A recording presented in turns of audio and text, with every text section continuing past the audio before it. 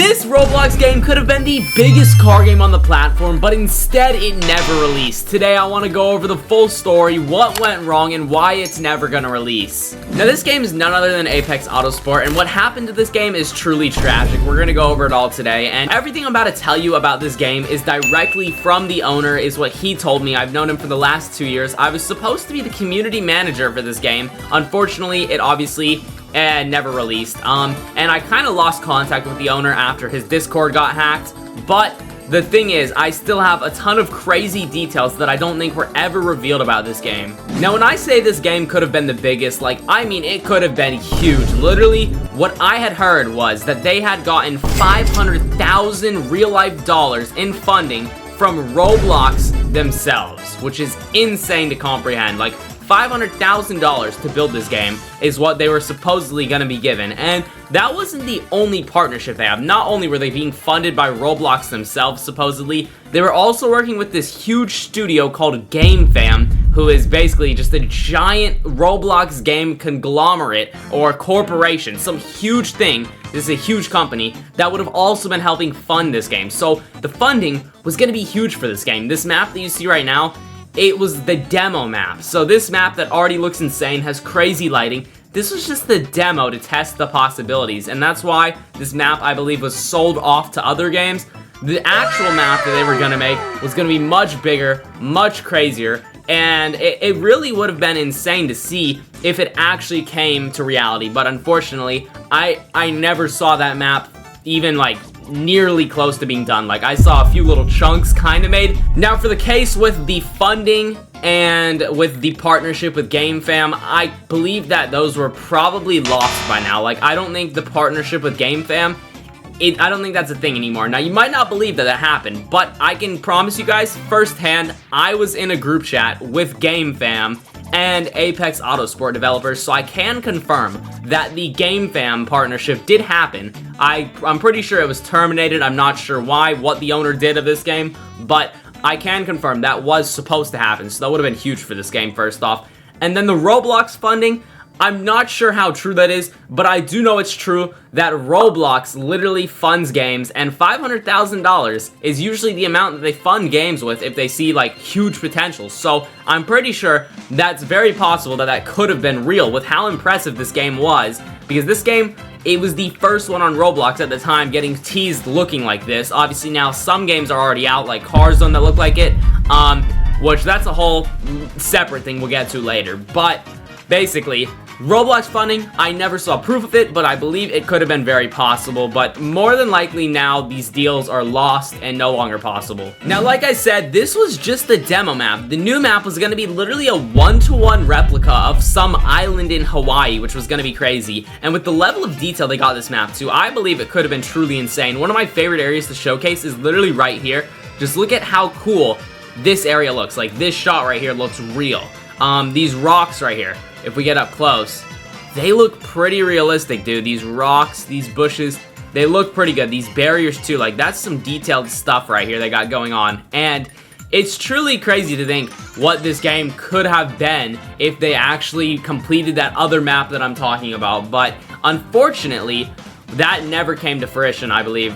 Another thing I heard for this game was that they were working on licenses with real car brands, kind of like big games like Driving Empire do, which is pretty crazy to think that a brand new game could afford licenses with car brands. But I guess supposedly because of the funding that they were going to receive, they could afford it. And supposedly, at the time when I was supposed to be the community manager, supposedly they had already acquired licensed Nissans, and I believe Fords as well. They had actually licensed, they had the badges and stuff, and they were showing me that they did have the cars in-game with badges and stuff prepared. Now, I've never seen proof, an actual contract of them having licenses with Nissan and Ford, but I mean, supposedly, from what I saw, I'm pretty sure they legitimately had some form of licensed Nissan and some form of licensed Fords coming to the game. So before they even released, they were already licensing with car brands, which is crazy. So,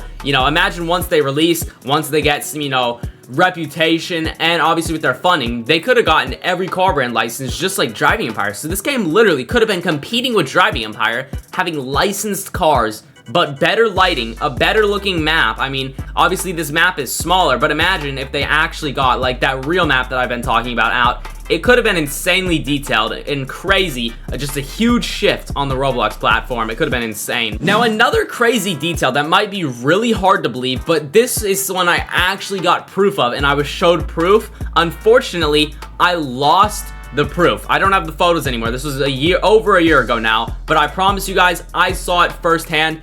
They had $13,000 in licensed music, and you would not believe some of the songs that they had licensed for this game. So, in your car, you could be driving around, right, listening to Kanye West in Roblox. Now, obviously, they would have to use the clean versions of songs that they had licensed, but I'm talking hundreds of real-life music songs.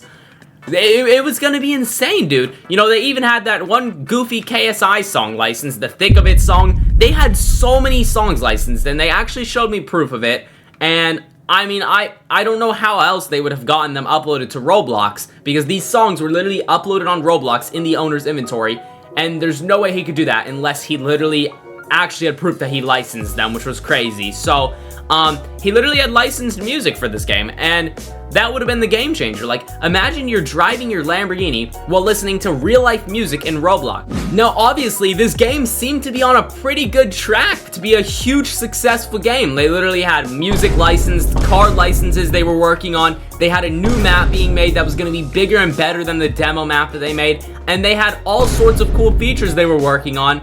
And what went wrong? Like, how could it possibly have gone wrong from there? What went wrong? Let's go over it. Now, what I would say is the main problem on why this game hasn't released and probably will never release is that the owner's a perfectionist. Now, don't get me wrong, this game is so good because he's a perfectionist. He wanted everything perfected, and you can really see the detail put into everything in this game. Literally everything was so well thought out by him. But what happened was, every time he would go back and redo something, he would just want to go redo everything, and he kept redoing things. Like, take the map, for example. We thought this was a pretty good map to start the game off with, but then, no, he decided he just wants to get rid of this map, just sell it off to someone else, and just completely redo the whole map. So, you know, him trying to be a perfectionist is good and all because it helps the game, but at the same time, it started hurting it, because the game's never going to release if he keeps redoing everything over and over to try to make it more perfect. Another example is the UI.